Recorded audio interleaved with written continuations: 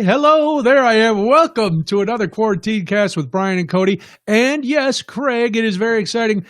Craig has decided to come back again. There he is, live from the bunker somewhere in central Illinois.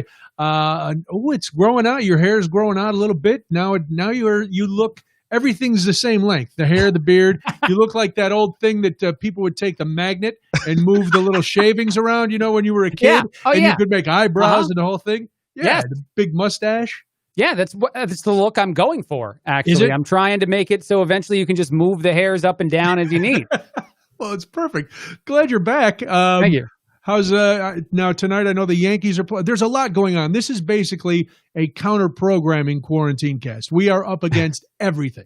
We're up against the vice presidential debate, which we'll get into in a minute. We are up against the game. Is it game 3? The Yankees game 3? Yes, the Yankees are playing in the playoffs, and they're losing 5-1, and it's been sad for me as a hardcore Yankee fan. Last week you didn't wear the Yankee hat either, and they were playing, and they won that game though, didn't they? Correct. Right. Is that why you decided not to wear the Yankees hat again today? This is a superstition thing. Yes, I wore the hat last night. They lost last night for the first time in the playoffs, so I'm not wearing the hat today in hopes that they win, but it's not working. Maybe you got to put it on. I guess. We'll see as we go here. Do you always have something Yankee-related within an arm's length? Yeah, I definitely. I think right now I probably have a couple. Oh, my watch usually had it on it, but it doesn't. Right. But I got to, Good talk. Maybe you've messed up the entire deal. I know. I'll take the blame. If Cash wants to call me, I'll chat with him about it. All right. Well, listen, before we get into anything, I have to tell you this and tell everybody else. Last week at the end of the podcast, we got in, I was telling a story, a heart-wrenching story, quite frankly, about my days in small market radio and how I would go in and play pretty much the same songs every day. And we played a little of Phil Collins, Take a Look at Me Now. And we said, we don't know if we can play this. Turns out we can't play this. There we got in trouble. Yeah, the minute we ended the video, I got spanked by Facebook saying they were editing out like 20 seconds of the quarantine cast because we played some. I like a little bit of Phil Collins, so we are out there. I played it. I was the one that made all the mistakes. You just rolled with it, and then you took all the punishment. So I like that you're taking equal blame because it was all my fault. Well, you were playing it, but I allowed it to happen. Oh, I forgot to say, too, we're also on YouTube tonight. So we're not only on Facebook, we're on YouTube, and we already have our first comment from YouTube from App Rainer. Hi, I'm here, not interested in the other stuff. Good. Cindy says hi. Janice says hi. Jean says hi. Karen says hi. Hello, everybody.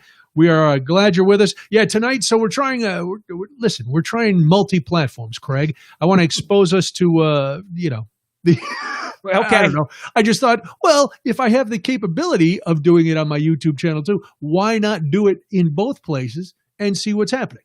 I'm going to share your YouTube link on my Facebook, my social media, to see if that somehow helps us. Listen, you never know. It's all right. It's just something to try. So we're happy to be here. And yes, we are counter programming. Now, from my days at WGN, I was always on Super Bowl Sunday. So I am used to big time counter programming. I don't know if there's anything bigger today than the vice presidential election. So we are up against, I know more people watch the Super Bowl. I don't know if more people get angry during the Super Bowl than we'll get angry tonight, if it's anything like the presidential debate of last week. But I decided, I was going back and forth, and I mentioned this to you earlier when I was on your program. And for those of you who don't know, just read the bottom of the screen. You can listen to Craig Monday through Friday, 2 to 6 p.m. on WJBC.com. Unless you're in, the area, then listen to him on the radio. Yeah, that's usually good. Either one. Or if you can fill out a diary, that's even better. Do they even do diaries anymore? They do diaries. Are you a diary market? Yes. Oh, okay. I thought everybody was PPM. I don't know. That just hurt. No, I only didn't the top know. 50 I markets didn't mean it as a hurtful thing. The rest of us, not top 50 people. We still have diaries. Listen, then get a diary. I hear the diary is the biggest scam ever perpetrated. They're mailing out diaries to everybody. They're not even asking if you want a diary. I found diaries in a creek. That's why but your ratings are legit. So we'll go with that. Your ratings are legit. I'm taking it. Yeah, no, some of the diaries were in a wastebasket. It's terrible. Sure, it's been a terrible year. Awful. Yeah. I hear dogs are listening to the radio and filling out diaries. It's just, it's rough. To be honest, it's that impressive, though. If it's the dog filling out the diary, there's some aspect of I'm impressed with that. Well, sure. I've taught my dog. I 3D printed a thumb for my dog, and so now they do all my document signing. If somebody sends me a registered letter, if I'm served with some sort of court papers, the dogs do all my signing. Yeah. I've had a dream to train dogs how to get me like beer and stuff. I don't have any dogs, and I don't know that I have any beer right now, but I can fix all those problems at the same time. All right. Well, that's good. So we are up against this. Are you sad that you're missing the debate? No, I wasn't going to watch the debate anyway. The Yankees is the only. Yeah, that was my programming. All right. See, and I went back and forth. I talked to you about it. I started to say, and I talked to my wife about it yesterday. I was thinking about not doing this tonight and pushing it back to tomorrow, but this is our normal time. And I thought, well, do I want to be preempted by the debate? Because I know, listen, a lot of Americans, many Americans, most Americans, handful of Americans, some people are watching this debate. Some people still don't know who they're going to vote for. They want to hear what the vice presidential candidates have to say because a lot of people are saying, Craig, these two people one of them may end up being president. That's not like illogical, right? I mean, that's fairly logical if you just think about the ages or the fact that one of those two gentlemen is trying to get over coronavirus still. Yeah, and listen, I don't think if Joe Biden were to win, I don't think he would want to run another term. If the reason he got into the race this time is to be believed, because he wasn't going to run. He didn't run last time. He wasn't going to do it. Then he claims that Charlottesville was the final straw and that made him run. He may, once he serves his one term, he might just go, okay, let's bring up Vice President Harris and let her run to be the nominee, and we'll go from there. Yeah. Yeah, no, I don't know. We'll see how it all goes. Neither one of us are watching it though, so obviously we care. But I am able to flip between screens. I'm excited about the plexiglass. I know that Mike Pence did not want plexiglass. I would have debated in a hazmat suit. I would have wanted to be in the SUV that the president was in, waving at people the other day. The hermetically sealed SUV. I would just have it in the parking lot and have him pull right up, and they could yell at each other all day. That would have been great. Did you see the 103-year-old woman in Chicago who voted? I loved that picture. Me too. She was going out on a moonwalk or something. She was ready to go, and she went down to the mailbox. If you haven't seen the picture, it's she's head to toe in hazmat gear. She's ready to go. She would loan it to Biden too, I believe, so he could absolutely borrow it. Yeah, he was the one who was scoffing at the plexiglass, and it's not like they put up lead shields that you couldn't see through. It's plexiglass. Yeah. Were they going to shoot spitballs at each other? Were they, what was the issue with the plexiglass? I don't want plexiglass between me. I might get an urge to just jump over there and give her a wet willy. I don't. That's not going to happen, sir. You're not. Well, let's be honest though. Like, if you've ever ridden in a taxi with the barrier there, it's kind of hard to talk to the taxi driver every so often. There might be some. First of all, I'm not mic'd up when I'm in a taxi. Right. Secondly, I've been in a number of taxis. The last thing I want to do is chit chat. The only thing I want to do when I'm in a taxi is get the hell out of the taxi. I was in one once going from North Michigan Avenue to South Michigan Avenue. Not too far, but there was a lot of traffic. It was the middle of summer. This guy had taken a vacuum cleaner hose and duct taped it to the vent on the dashboard and then snaked it back to the back seat, and that was supposed to be the air conditioning.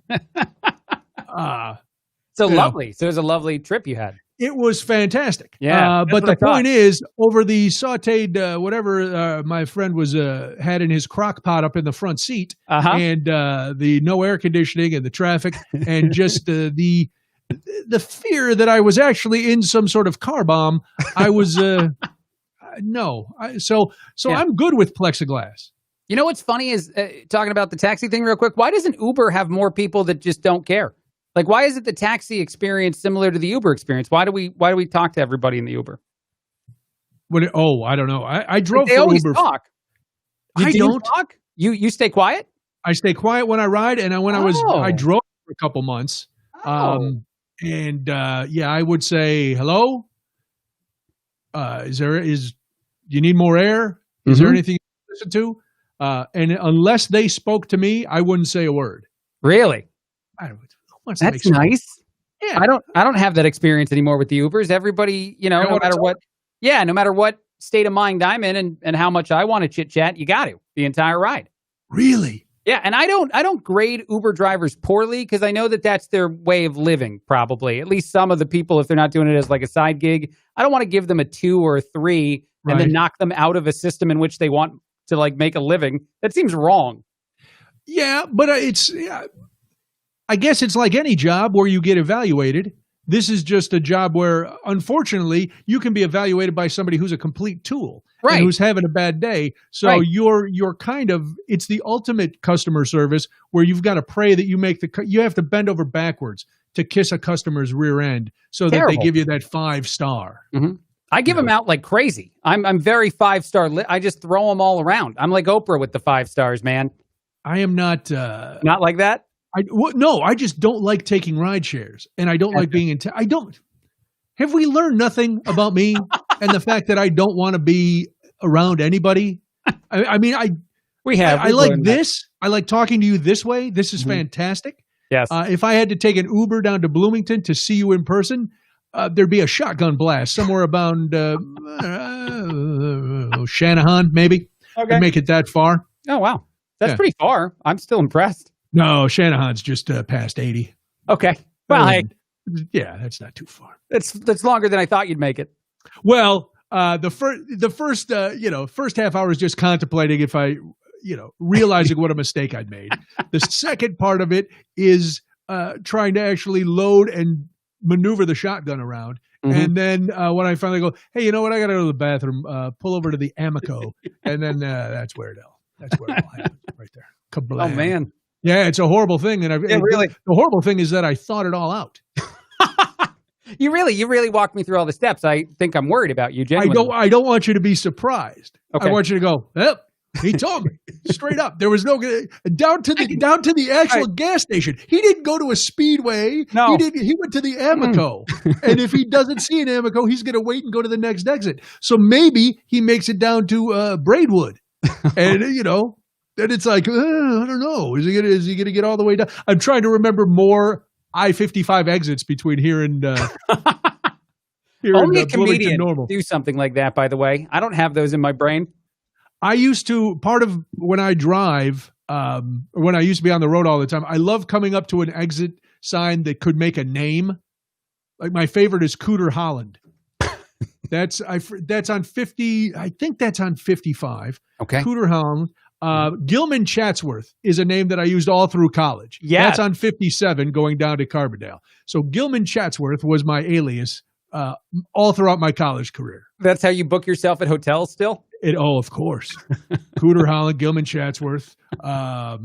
There's a few more. And still to this day, I will come up with those. That's a good name. That's a good name. I should write them all down. So now, I have to come up with new ones now because I've given away my two excellent ones. I'm going to take a moment and brag, if I might. Sure. Not on myself. There's a new addition to the office. If you look behind me, there's another diploma right on the wall behind me there. Ooh. That is my wife's second master's degree. Wow. Yeah, she earned the second master's back in January. It actually just came in the mail the other day. So now that wall has 2 master's degrees and some other big award that she won in grad school. And I'm here with I wrote out my own diploma and taped it on the wall. Yeah, I can get one in the mail. Congratulations to my wife. Probably not as good as your wife's. Congratulations to her for sure. Yeah, that was so that was a lot of I'm always amazed. My brother Michael just got his master's too. And I'm always amazed by people who work full time and more and then still go to school and get good grades. Like Debbie didn't get anything lower than an A. She would get upset if she didn't get an A+. Yeah. And I'm like, an A is an A, right? I think so. Yeah. No, it's funny you say that actually, because my wife, while working, went to school here in the United States and got straight A's in her second language while studying to be a web developer. That's amazing. It really is. See, here's the thing. That shows you that people who are smart and hardworking are going to succeed. It's like they can go, oh, give me more. Me, I'm like, oh, I have to go to Jewel and make a phone call today? I can't do both. One is out. Come on. Right. And you expect me to shower too? Stop it. Honestly, though, congratulations again to Debbie. That is fantastic. We're blowing up on the comments here for her. That is 2 master's degrees. No, I'm very proud of her. She got the one, and she got her first one in human resource management or something like that. And they said to her, because she, got it's all A's and cum laude and blah, blah, blah. And then they said, we're starting a new program where we're going to get somebody from the human resource side and go to the business side. And then somebody from the business side to get this master's that you just got. So she is the first person to go through this program and to get the 2 degrees. Wow. So she finished the first one, which I thought was amazing. And I was intimidated all the time because I got to write a paper. I'm like, okay, I'm going to be over here, watching Matlock and trying to make a joke. And and she finished the first one. She said, well, here's the deal. They asked me if I wanted to do this and this, and I'd like to. What do you think? And what am I going to say? No, you can't get. No, that would be done. I was like, okay. I said, are you sure? Yep. Can you do it? She said, yeah. All right, do it. Right. What am I going to do? The guy who stood in the way. If you went back to school, what would you study? Is there something specific you'd want to study? No. And I've thought, unfortunately, every time I've thought about it. Never mind. No, I've thought about it a lot, and there's a point where I should have gone and gotten my law. I should have gone to law school because I'd be a great litigator. Mm-hmm. I could argue the hell out of stuff. Or then I was like, well, when I was subbing, people were like, you should go back and get your master's in like public education, in administration, or something like that, or public policy, and I was like, yeah, that'd be. And I don't have the desire or the discipline. Yeah, mostly the discipline. I mean, people who do this, people who talk into microphones, like, we don't want to do studying. And we've done enough of that. If you've been through college once, I was good at the amount I had. I don't need any more. Yeah, I did okay. And everybody says, like, now my brother who just got his master's, he had let's say a curious college career. I don't want to, spill all the secrets, and then he worked, he did very well in business. In his chosen career, he was doing all this, and now he went back and him too, working full time, got all A's. Wow! And was very, very dedicated and worked hard. And it's, if I watched my mom get her master's as an adult when she was a teacher, because at that point the more degrees you had, the more money you made. And now, unfortunately, if you only have a bachelor's degree, that used to be a big deal. Yeah, it's not a big deal anymore. No, mine looks so puny in comparison to the 2 masters over my shoulder. And that's what we're trying to convince Molly, because now working at a university, she can get her master's. Oh, for free. Yes. Yeah. Yes. Yeah. So you should get your master's. Mm-hmm. I think that's the right approach. Yeah. She's not. Well, no, she said she's gonna after she's there for a little while and gets her feet in the door, she will do that. So cool. That sounds good. Yeah, it's very exciting. I don't know. I have to. I'm double checking something to make sure that we are still on. Only because I find it odd to. I think we're on. Yeah, I was just looking at it. It looked like there was. This is very sad. It looked like there was nobody watching. Oh. I was like, that doesn't seem right. But I went over to Facebook and it looks like people are watching. I think you might have the YouTube number if that's the brand new YouTube. Oh, it could be there. I don't know. 25 or so on the Facebook. Yeah, people are watching. Who knows? I don't know.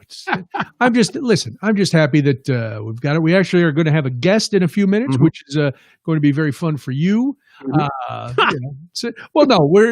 This is a guy who it's like WGN Old Home Week here. Yeah. So the guest that's coming up, he and I have some shared work experiences. We have both worked with certain individuals. He has been fairly vocal about his experience working with some of those past individuals, and I have not been. But it'll be interesting. We're not going to have other things to plug, but it'll be interesting to hear from him. There will be some interesting moments for all of us, I think. I think so too. Yeah. I'm glad we're doing this instead of watching the debate, because I have started. I'm fatigued by the whole political process. I'm fatigued mentally by everything that's going on, the pandemic and now the election and the constant onslaught. And I find myself misery scrolling. Have you heard that term? Yes. Yeah.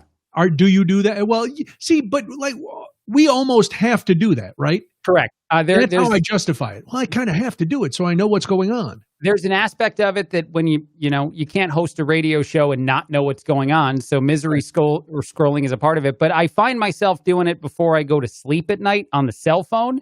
And I don't have to do that. That's not something that my job requires. And yet I can't prevent it. I will go on my phone, which should not be in my bedroom in the first place, and read one article about something. And then it's 2 hours later. And I've been in a deep dive I don't want to be in. And 2020 feels worse for another day.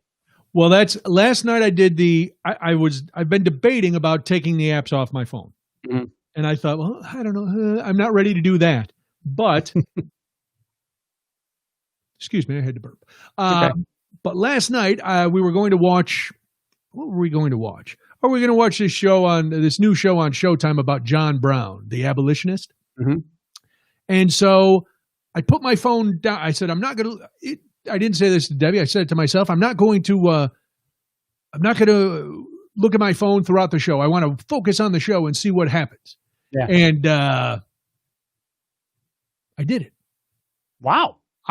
But during the show, I had like urges. I felt like a guy who needed a drink. And I should have left it in the other room. That would have made it easier. But I had it. It was right there. It was like sitting 3 feet away, and it was calling out to me, come back. What are you doing? You haven't been on me for a while. Why not? And then I started thinking it was just like this movie, the Social Dilemma, this documentary, that the phone was actually like trying to get me to come back because the algorithms knew I hadn't been on in a while. I hadn't tweeted. I hadn't been scrolling. But I actually got to watch and enjoy the show. Which is, exactly. I don't know why it feels like drugs now, though, right? But we have to get some sort of endorphin high from doing this, right? There's got to be a connection. Okay. Have you watched that movie? The first part of it, we had to stop. We started watching it at a time when we shouldn't have been watching it because I had to do other things. So we only saw like 30 minutes of it or so. All right. Yeah, definitely watch it. Oh, Janice has a good question. Already wondering, what is the beverage of choice tonight? Good question, Janice. We are a little late to the party. What are you drinking, Craig? I am drinking a homemade tea that I believe is some hibiscus berry thing that I put vodka in for the evening. I was going to say, it looks blue. It looks like it is. Like washer fluid. We know it tastes delicious, though. It looks good. It's got, I again went for a light beer, and because I'm thinking of all my friends and family down in Louisiana, which is once again under the gun of a hurricane, I went with a Port Orleans Riverfront Low Tide. It's a light lager. And it's a low-cal lager. Port Orleans is right on Chapatoulas. It says brewed below sea level. So that's impressive. It's my New Orleans kind of take tonight. That's pretty cool. Yeah, which I found out. Now Debbie is going. I'm going to be alone. Wait, so am I at some point. And what week are you going to be alone? It's the first 2 weeks or 3 or 4 days into November, and then I have 2 weeks of being alone. Oh man. Debbie is leaving a week from tomorrow. Okay. She's going to New Orleans for a week because she kind of needs a break. She can work from down there, if I could take all my stuff with me and do whatever somewhere, I would go. So she's going to go visit Molly. All right, we will continue. There's so much more to talk about, but our guest is here and he is waiting patiently in the green. Craig, did you know we had a green room? I did not. It's very exciting. We, of course, have a green room. It is not green and it's virtual and we don't care. But our guest is in there. He is a radio producer. He is the author of the book Righteous Might, and he is the host of a new podcast called The Greatest Story Ever Podcast. And I got to say, his latest guest, phenomenal. The biggest name he's ever booked. Biggest name he had this episode. Keith Conrad joins us now. He's in witness protection, obviously. He's very you're very blurry, Keith. Are you all right? Are you I think it's just my my old webcam here. I think that's the reason I would be blurry. This is exciting. We'll just tell people that you are on the lam. that you are the Cat Stevens of podcasting, and you are not Cat Stevens. Is that hey, right? Yes. if we talk about anybody that might have threatened people on Facebook, I get it to hide a little bit. That's true. That's true. Yeah, I do understand. have something to be worried about. Now, we mentioned, first of all, congratulations on everything you're doing. You've got your regular job, which is radio producer. You produce a morning show here in Chicago. You on what station? We could say it. I'd rather not say, actually. All right, you don't want to say. He's a morning show producer, and because of that, he also has a newsletter that he sends out for radio stations or just people who want to know what's in the news. So he does that. He's got Righteous Might is his book, which is available on Eckhart's Press. You can see the link right there at the bottom of the screen and pick that up. We'll get into a little bit more of that later. And he's numerous podcasts, I believe, but the latest one is the Greatest Story Ever podcast, and that's kind of what we want to talk about. Explain the concept of this, and first of all, where do you find the time? That's a very good question. I've been starting to wonder that myself, because actually we might be breaking some news here. Ooh. I use quotation marks with news. I'm going to have a new podcast starting on Friday. Really? Yeah. What is this podcast? I'm actually just producing it. There's a theater group in Chicago called Lifeline Theater. They're in Rogers Park, actually just north of Loyola. And me and another radio professional are partnering with them to create an audio drama podcast, since they can't do their normal thing because of Big Roan. Right. We decided this would be a pretty cool way for us to, on my end, do some creative stuff, and on their end, hopefully make some money for their group while they're laid up. Very cool. So that one starts this week, and it's Lifeline Theater on the Air. Lifeline Theater on the Air, and that will be available wherever podcasts are sold. Is that correct? Yes, it's already. You can already find it on Apple, Spotify, Google. Wow! All right. Plus, you can just ask me, and I'll send it to you.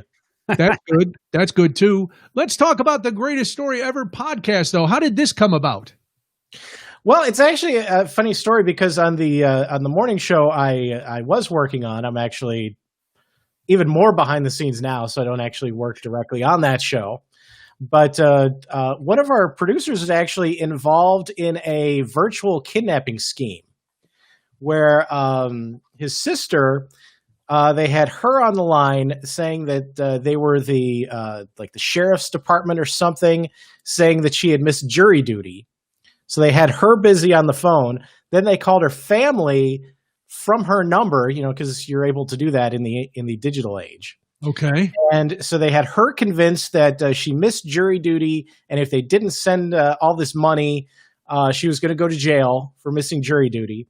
And they called her family and said, "Hey, we've got your daughter. If you don't send us all this money, we're going to kill her." And they actually, because of social media, were able to find just enough information that everything seemed credible on both sides. So they're having these dual conversations at the same time. And they were literally for a couple hours convinced that his sister had been kidnapped and might die. And it ended up costing him, I think, about $5,000. Oh, my God. And so as we were talking about this after it happened, I thought, everybody's got that one story that seems completely incredible, but actually legitimately happened to them at some point. And so that was the genesis of the podcast. And you've had I think the latest one was episode 31. Is that right? That sounds about right. We're in Greg Maddox territory. And you've that story that you just told is the first episode of the podcast? No. It's episode number 2. I did episode 1 was kind of explaining the whole thing, and then episode 2 was. What's lovely to everyone watching for podcasts, you don't have to listen to just the most recent one. You can go back and listen to number 2, which sounds like an incredible episode of the show. Yeah, I'd start with number 2. Yeah. Also, early on, I had Ken Bone on the podcast talk about his experience being picked to ask a question at a presidential debate, and that's a really good interview too. I think that's like 5 or 6, and I learned something that I didn't know. First of all, Ken and I are almost exactly the same age, which if you look at a picture of us side by side, I would hope most people wouldn't think that. The weird thing is I just saw his picture. It's just as blurry. Is it just is it the red shirt though? It might be, yeah. Okay, good. And even though it's an audio podcast, I did insist that he wear the red sweater during the interview. Good. But he was actually like, I asked how you get picked to be, in a presidential debate. And he said he was just sitting at home watching Futurama, and he got a phone call on his cell phone from a number he didn't recognize, and just, randomly he decided, I'm going to answer this, even though I don't know who it is. And it ended up being, some group that was putting things together, and they asked him a bunch of questions, and ultimately they decided that he was an undecided voter, and he ended up asking a question. But to me, the important takeaway was that he was just sitting on the couch watching Futurama. Yeah. It's like, okay, we're exactly the same age, and we basically spend our time doing the same thing. Well, he got blown up on Twitter today. He did, yes. Yes. Ken Bone said that he voted for a third-party candidate. That did not go over well in the Twitterverse. He did with everybody except my brother, because he's also voting for that same third-party candidate. Really? So my brother was the only person happy to hear that. Well, that's two. That's good. And the third party candidate, I think, also happy. Third party candidate. Hey, I didn't even know I was still on the ballot. It's fantastic. So Kanye is what we're saying. Kanye, so yeah, see. So what story? I mean, you've highlighted two. What story? And find the last episode excluded. What story got you the more, or really caught you and went, oh my God, this is incredible. How has nobody heard this story before? Well, one story that jumped out at me is a podcaster that I listen to named Andrew Heaton, and he does a podcast called The Political Orphanage, which is for people like me who don't like who didn't sign up for the partisan rock throwing contest we find ourselves in. Yeah. And so I'm a big fan of his, and he was actually telling me about the time that he was in Scotland, and he was getting on a plane, and they basically pulled him off of an international flight because they thought he was smuggling guns. Whoa. What made them think he was smuggling guns? He had bought two antique dueling pistols while he was there, and he was getting ready to fly back home. And they asked him, when you're going through like the customs process, do you have any weapons? And he didn't think they were weapons. He thought they were just like decorative things because they don't actually shoot anything. So he says, okay. And they literally like call him on the PA system, and there's people with Kevlar jackets and machine guns, and they're literally pulling him off, and then they look at him and they're like, oh yeah, these are clearly not weapons, so you're free to go. But then they're like, hey, wait, I think we could wrap these better for you. We have some bubble wrap over here. And they actually like wrapped them up for him on the tarmac, and he ended up delaying an international flight for 3 hours. So he is the most popular person on the plane. Oh, sure. But he was able to get those antique dueling pistols home without a scratch. I can't imagine the humor of being, around that situation, hearing him say no to not having weapons, and seeing them find antique dueling pistols is what comes out. Yeah, it's like, that's obviously a weapon, sir. Alexander Hamilton, recognize this? Oh, yeah. That's okay. All right. So I think that's sort of a situation where we've all probably been in something like that, where it just slips our mind and it ends up becoming a thing. Back in the day when you didn't have to go through all kinds of things, I used to carry a little one of those flip pocket knife kind of deals. It was about a few inches, and I had it in my. This was also back when fanny packs were a thing. I had it in my fanny pack, and I forgot all about it because it was in the little back pocket. They're like, "Oh, you got a weapon?" No. And I go through the metal detector. What is this? Nothing. I wasn't trying to kill anybody. Take it away. Take it. Now, before we get into the latest episode, which I must tell you is fascinating, really great, riveting. We did allude to the fact that you and Craig have some shared experiences. This is like WGN Old Home Week here. Mm-hmm. What? I gotta. No, I'm kidding. I was kidding. No, go ahead. It was a thing. I wanted to. I wanted it to be a thing. How hard is it, and this is for both of you as producers, because producers toil in a lot of times without a lot of thanks, toil in sometimes in obscurity. You have to, you're always the man or woman behind the man or woman, and that's not easy all the time. Because let's be honest, sometimes the people whose name is on the show, myself included, can be difficult. Mm-hmm. How do you deal with that as professional? Now Craig has been on both sides. How do you deal with that as producers? And, if you want to bring in some aspects of your shared thing, that's fine. If not, that's fine too. First of all, I should say that having worked with many different types of talent, even with the blur, we saw the air quotes. There's difficult, and then there's like top of Old Smoky, the person that we're alluding to. So like this is a completely different category. Difficult hosts, don't do show prep or blame you for everything. They don't actually on Facebook threats against your life. That's normally not a thing you associate with. I didn't even know you could do that. I feel like a piker all these years. I've never once threatened one of my producers' lives. Right. No. So I should say in my case, I got off easy because she just lied about me repeatedly. So I mean, I was never really worried somebody was going to take a shot at me. Yeah. I think that the lying about you repeatedly, that was a consistency throughout. I think that anyone that served in the role, lying about you became part of the gig. See, Craig, now you ruined it because I thought I was special. Well, you were special because you were first. You trailblazed for the rest of us. That's true. I like to think of myself as a trendsetter. Yeah, he was like the oldest sibling. He went first, and that whole situation was what it was. And then as we got down, things, I don't know, they went even.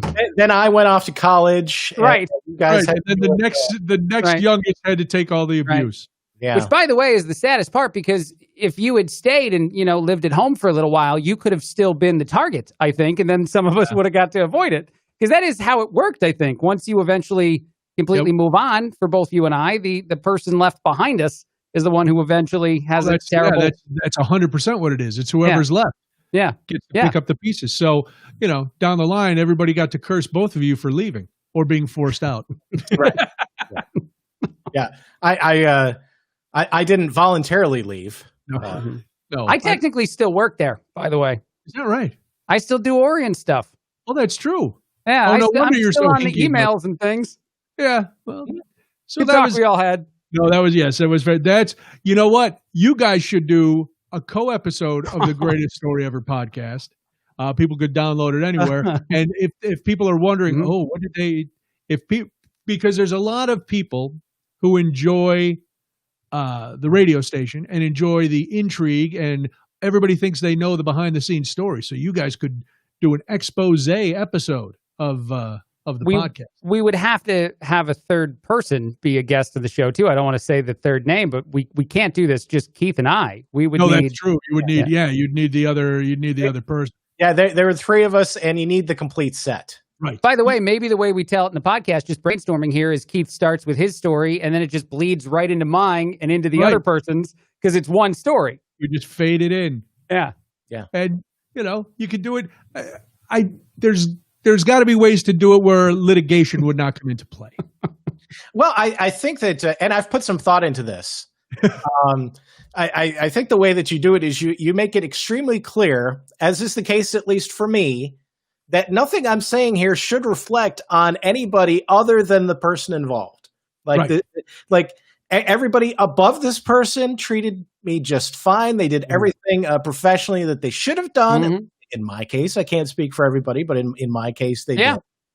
So it's not a matter of complaining about the mighty 720 there. It's just this person.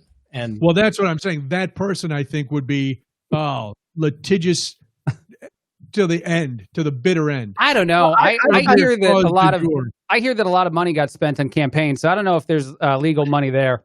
Yeah, I've actually got a paper trail, so at least in my case, I'm feeling pretty good about it. And in the third anonymous person's case, I know that person has a lot of documents paperwork involved. Yeah. So yeah. Craig just ran. Good talk we all had here. I'm taking so much glee in how uncomfortable you are right now, Craig. Because only the people who really know the story know who we're talking about. Can I say something else? We do actually also share another individual that both Keith and I have had the pleasure of working with, and we've both had tremendously positive experiences with this individual, Gary Meyer. Gary Meyer is an awesome, awesome human to work for, in my opinion, and I imagine, Keith, you feel the same way. Interestingly, because of the other situation that we're talking about, that's why I ended up working with Gary. So it was sort of a weird forced marriage, but it worked out really well, and we've been. You still work with Gary, correct? On his podcast? His podcast, GaryMeyer.com. Very nice. Get that plug in there. Tell Gary we get the plug in. Mm-hmm. So, all right, let's get back to this because I need Craig to take a breath because he's. Okay. I can tell he's about to pass out. I could go get a drink, actually, for real. I'm out. No, we're good. I just wanted to. I just like stirring the pot a little bit. All righty. But let's get back to the Greatest Story Ever podcast because, as I've been telling people, your latest guest, people say, not how did you get to talk to him, but why did you get to talk to him? And I was happy and honored to be asked. So my episode is episode number 31. And just keeping with the WGN Old Home week thing, Hannah Stanley, who's a former WGN colleague, she's going to be the next one. Oh, very nice. And I heard your one with Bill Leff. Oh, Bill Leff was on it as well. He told a story, a creepy story, kind of. A little bit, yeah. It was more uplifting than creepy. Well, yeah. What I mean by creepy is there was almost like a supernatural element to it. Yes, it scared me. I wasn't scared, but maybe it's because I had heard it before. Well, see, I had not, and it was a little eerie. Too many, It was very good. It was very good, but a little bit scary. Eventually, I'll run out of former radio colleagues to interview, and then get to the real stuff. I like that you start every episode with a story from a listener, a brief story that you recap from a listener, and it's a way for you to solicit more stories. But it also kind of sets the table for the listener about what this is going to be. Yeah, it's just So sometimes they're really impactful stories, like the virtual kidnapping one. But one of the other episodes was about yet another radio person that we all know, Dan Levy.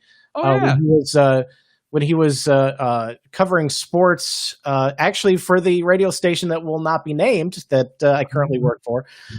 He was doing some sports reporting for us several years ago, and he was asked by the ball boys at the United Center to help them scarf down the Orlando Magic's clubhouse spread because they had to leave early. So it was just sitting there. And so, some stories are really big and kind of important, and others are just, hey, I ate a bunch of food. Well, and I think this will surprise people, especially Craig, who over the last few weeks has heard stories that he can't believe and has been shocked by. Keith asked me to do this, and my initial response was, I don't have any stories. What am I gonna talk about? I got no stories. And then I went down and I told my wife that Keith had asked me to do this, and I was like, but I don't know if I have any stories. And she just started laughing. She goes, "That's all you do is tell stories." And so then I gave Keith, I said, all right, here's 3 or 4 options, because I came up with things that I thought might be pretty good stories. And so I let Keith make the pick. And what story did you pick, Keith? I went with you winning 3, not 1, not 2, but 3 TV game shows. Man. And that's definitely not something that's happened. I knew someone at one point in college who won a car on Wheel of Fortune. That's nice.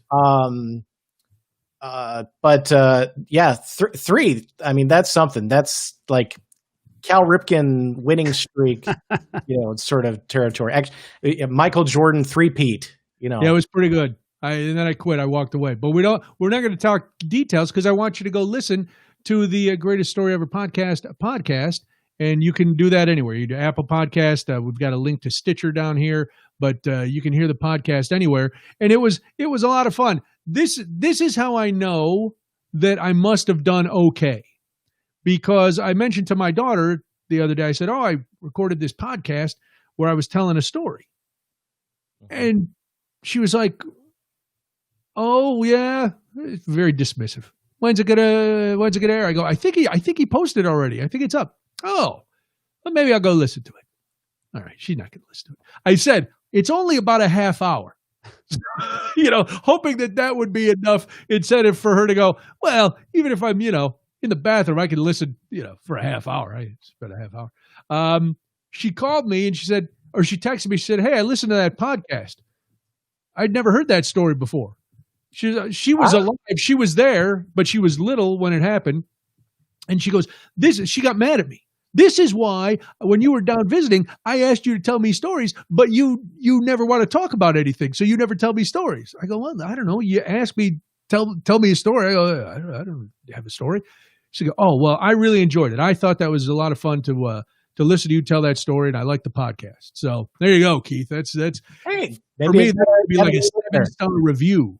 All right. So let's do this live. And maybe I can take this and make it like the intro for another future episode. Craig, if I asked you right now, totally on the spot, what's the craziest thing that's ever happened to you, other than the aforementioned WGN radio sure. host? Yeah. Other, it's probably when I watched a high school baseball game with Muhammad Ali. Oh, that seems like it would be. That sounds like a good story. Yeah, and not that we had planned to go together. It just kind of happened that way. Wow.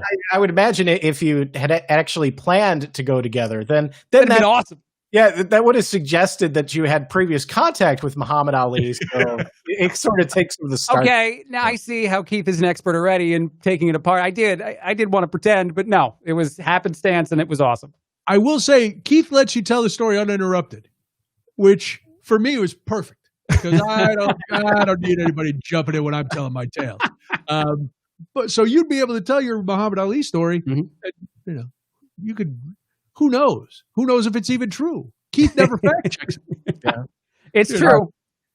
Yeah, I haven't fact checked anybody. I guess the closest I would come to that particular story is when I was in the TSA line in front of Ernie Banks. So that was sort of the same sort of fortuitous thing. And it was literally the last time in my life I had in my possession a phone that did not have a camera in it. So wow, that is what people just kind of have to take my word for it, because that was right at the end, right before I got a camera with a phone with a camera in it. There was the other time that I watched a Kanye West concert with Devin Hester. That did happen too. Wow. So how do you end up with like all these athletes? Like, what's going on? Happen? The Devin Hester one, I didn't recognize him. Like, that's the thing about it that's terrible. I'm a Giants fan, not much of a Bears fan, although I'm living in Chicago at a Kanye West concert, and we sat in seats that were not ours because the first two rows were empty 2 songs in, and my buddy and I are like, we should go up there. We can figure out a way around what seems like security and get in those spots. And then the rest of the crowd that's supposed to be in the seats comes in, and it's Devin and all of his entourage. And I don't know if we're taking spots from 2 people, by the way, because they never kicked us out. We sat there, and then at some point, everyone's talking to him. Everyone around me is hitting him on the back and trying as much as they can to say he's so great. And I'm like, I'm sorry, should I know who you are? He goes, well, my name is Devin Hester. And I was like, oh, I know that name. And then because I was hammered, proceeded to yell everybody around, it is Devin Hester. And then he got a little upset because I think I made more of a scene. That's so funny. Should I know who you are? Yeah, I did that. I was hammered, Noonan. I got past security to get to some seats that weren't ours. Should I know who you are? Yeah. Roger, our good friend Roger Badish, who is also an Eckhart's Press author, which Keith is, which we'll mention in a moment. Roger is saying that I should write an autobiography so my family knows what I've done. I don't need them to know what I've done. I will say that Craig is responsible for me meeting Weird Al. Really? Yeah, because there was a day where I was filling in for Craig in one of his many side hustles there, actually at WGN, and I was waiting to be let up into the Tribune Tower, and like literally I see Weird Al there, and nobody else has noticed him. How do you miss him? Because I'm sure there's. Like, you put a dozen people together, there's going to be somebody who's going to freak out over the fact that Weird Al is. Oh, yeah. So I just kind of like sidle up to him and I was like, so either you're Weird Al or you look exactly like him. But he was very nice and he was there with his family, and I got to look like a big shot because it's in the Tribune Tower and I'm explaining like what all the quotes are. Oh, yeah. Yeah. So. Very nice. That was a cool moment that was actually facilitated by Craig. Accidentally. Yeah. Another great story. Now it's being, I don't know, quarantine casted. Right. That's very nice. So how often do you do these? Once a week, once a month, twice a year? How?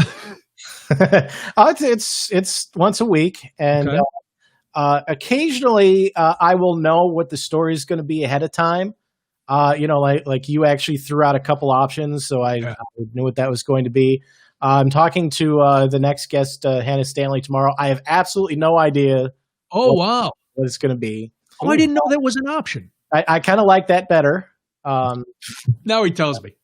There were a few early on where, I was still kind of establishing the premise of the podcast, where I actually like sought out people that I knew had specific interesting stories. And I'm like, okay, hey, why don't you come on? But now that I've done a few that I can point people towards, I'm like, just tell me the craziest thing that's ever happened to you. Right. And I don't like, so there's a CNN anchor that I know because I booked her on various shows. And she literally did the same thing as you. She's like, oh, I don't have any interesting stories. I'm like, Wait a minute. Hers was very good. I listened to hers as well. So yeah. Wow. I would say probably about 50% of people are like, I don't have any interesting stories, and the others are like, yeah, I know exactly what I'll tell you. Well, see, here's the thing. If you only have one story, it's easy to go, yeah, I know exactly what story I'm going to tell. If you've led a life, it's hard to pick. And you don't want to seem, I don't know, egomaniacal to say, how can I narrow it down to one story? Seriously. Yeah. I thought my other two options were pretty good. They were, yeah. And one involved having a gun pointed in my face, and one involved sitting in my 1988 Cavalier with Sam Kinison as he played me the preview copy of Wild Thing. So you were you had a gun pointed at your face. You worked with what's her name at WGN. Yes, I took some time off from the one side of the glass, and I wanted to see. It was like what's that show, Undercover Boss. So I went in to be a producer for a while. Yeah. That's weird. I thought her weapon of choice was machete. I thought so too. Just a bitter tongue, just a wicked wit, poison pen. Gene says, I was at a shopping center years ago. People were surrounding a very tall guy. I asked my kids if they knew who he was. They said, nobody famous, just some guy named Michael Jordan. Gene, wow. That's a great story. And it's such a simple one. That reminds me of the time we saw Derrick Rose on the street. It was my wife and I and a couple other friends, and I'm the only one that recognizes Derrick Rose. And I'm like, that's Derrick Rose. We should try to interact with him. And everybody's like, we don't interact with him. Or something. Go up to him again. Should I know who you are? No. No, I don't know. So, all right. So we know the podcast is the Greatest Story Ever podcast. It is available wherever you get your podcasts. A new podcast coming on Friday. Tell us the name of the theater podcast again, Keith. It is On the Air from Lifeline Theater. Very nice. And now, they're actually for the month of October. we're doing a bunch of stories by Edgar Allan Poe. We're ready for Halloween. It's Halloween time. Wow. All right. Now, as I mentioned, I don't know where you find the time, but you are also an author. You wrote a book called Righteous Might. People can get it at Eckhart's Press or wherever fine books are sold. Righteous Might. What is Righteous Might about? So since I got a really bad Amazon review about it, I will ask you if you ever saw the movie from 1980 called The Final Countdown, not to be confused with the song of the same name. No, I don't believe I have. So in The Final Countdown, it's about the USS Nimitz, which is an aircraft carrier that sails into a crazy storm, and they come out on the other side the day before Pearl Harbor. Okay. And right as they realize this has happened, the crazy storm shows up again and sends them right back home.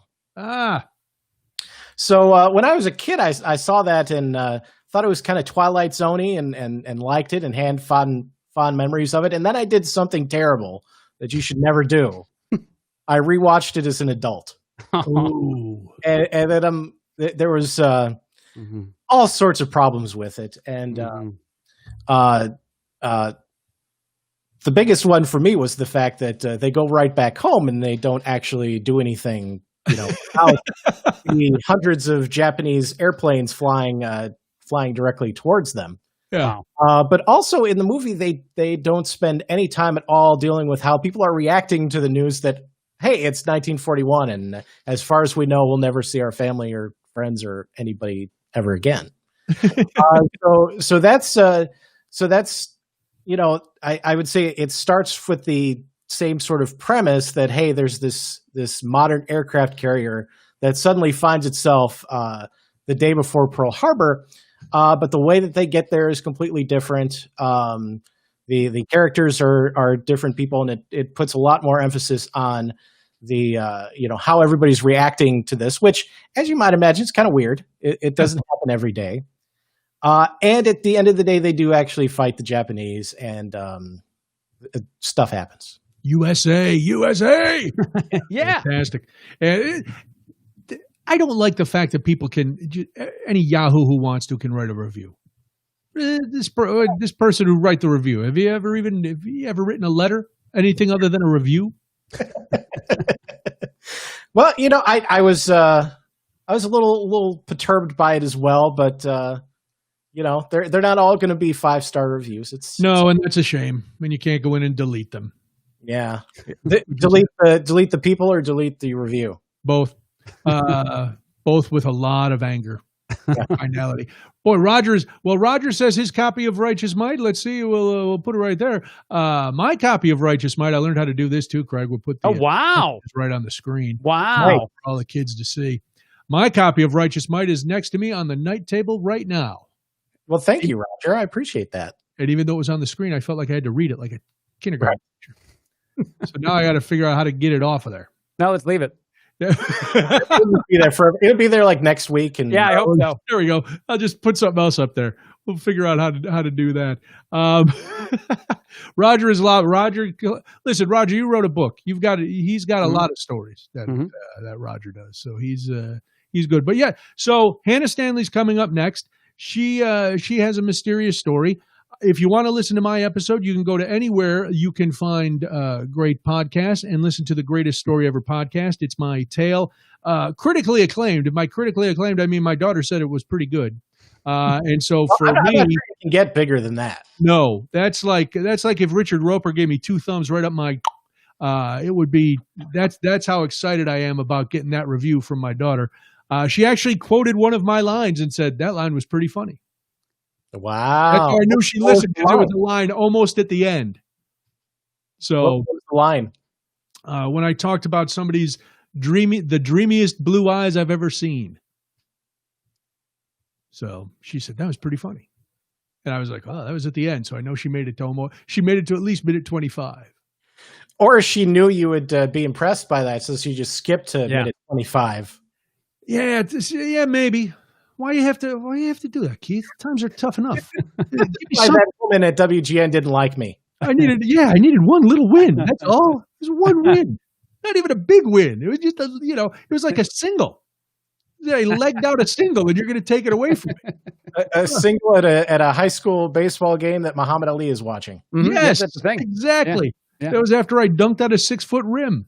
That's the kind of win I got. Well, listen, everybody needs to go to Eckhart's Press, pick up A Righteous Might, leave a nice Amazon review, go listen to the Greatest Story Ever podcast. A lot of great stories on there, and more great stories to come, because everybody, as you said, Keith, everybody's got one good story, or they should. That even if they don't believe it at the time that I ask them, eventually they come around and they're like, "Oh yeah, I got one," or in your case, I've got 3. Yeah, well, that was chapter 1. But anytime you want me back, no, I'm kidding. Once is enough. It's I don't mind telling them here or on the radio, it was fun. It was fun to I hate. It's weird because I'll tell a story here, but in that situation, I was like, "Oh, I don't want to be the center of attention." All eyes are on me, despite all evidence to the contrary. That makes me a little uncomfortable. Well, a couple of weeks ago, I was interviewing somebody. I forget which one it was, but they asked me what mine was, and I'm like, "Yeah, that's a really good question." Yeah, have you done one? That is a great question. I wish I had thought of it. Well, I mean, maybe I'll just have Craig on and we'll talk about our shared experience. And I'm telling you, that would be huge. People who would want to hear that. There would be thousands. I realize I do still have access to all of my current emails, so I guess I have proof too. I guess we can all put the proof forward after. Yeah. Yeah, if you're pressed. Apparently. That would be good. That'd be exciting. That's going to be one to listen to. Not that they all are, but for any fans of certain radio stations, that might be the one. Might be the one that burns it all down too. No, again, I want to echo what Keith said earlier. This is not about the station. No, I understand. It's about one individual employee. It was not about management or the hierarchy. Nope. It was about enabling one person. They're all lovely people, except for that one. Right, exactly. Well, Keith, it was a pleasure. Thank you for joining us tonight. Now go back. Hopefully, and Craig, I don't know if you know this. Keith is recently married. He's yeah. So congratulations on that. A COVID marriage. Yeah, and you went out of town this weekend. Judging by your social media accounts, you went to the beautiful Mackinac Island and were jaunting around there. Were you afraid of? Michigan's kind of they're kind of lawless up there when it comes to COVID. A little bit, but Mackinac Island is the sort of place where they definitely don't want any bad headlines. So they had everybody masked up the whole time, and so far, knock on wood, we haven't started coughing or anything. So I think we're okay. Was not a super spreader event, which is good to know. How much fudge did you bring back? Only a pound. We were taking it easy this time. Only a pound? Yeah. What's the point of driving 9 hours, bring back a pound of fudge? Got to go over that big bridge. You got to do the whole thing just for a pound of fudge? That's crazy talk. Crazy talk. Well, it was great having you. Thank you again for asking me to be part of the Greatest Story Ever podcast.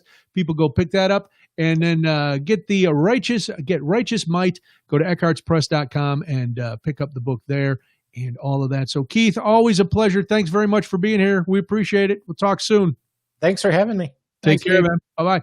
All right, look at that. And there goes Keith. I'm getting pretty good at this technical part of You are. Getting pretty good at the technical part of this. This is all moving very smoothly. I want to say about Keith, too. I know he's gone now, but he is one of the most talented producers that exists in radio. So it is crazy that he had some of the negative experiences he had at times, because he's very, very good at that job. Yeah, and I remember when he started, he a guy that I know who worked at another radio station with him was like, "Oh yeah, he's great. Keith is fantastic." Mm-hmm. And but it's I loved how uneasy you were.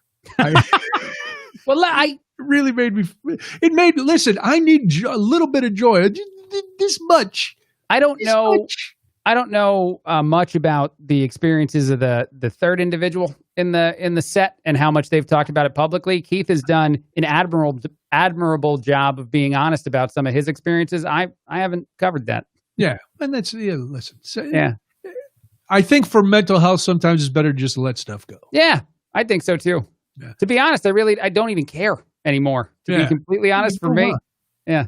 Were you surprised that I was thought I didn't have any story that I could tell? No, I was not surprised because Noonan, you are a very humble man. You don't realize that about yourself too, which actually just makes you even more humble.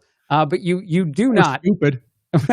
you do not purposefully want to be the center of attention, as you said, in situations like that. You just happen to have the goods, so that's why you are. Well, that's why I like interviewing people, because then I can just ask people questions. Yeah, and I can learn about them. And it was strange because, and I mentioned this while Keith was with us, he doesn't interrupt. So he doesn't ask, like when I'm telling you a story or you're telling me a story, we kind of interject and go, hold on, wait, what? Yeah. And that was one of the things Molly was like, oh, I wish he'd asked you a couple questions about what you were saying, because there were more things I needed to know. That's not the format of the show. Well, it's sort of you're darned if you do and darned if you don't, right? I'm sure that both of us have regretted jumping in because maybe whatever we caught on didn't go where we thought it would go, and then we're sitting there hard to get back to the right path again.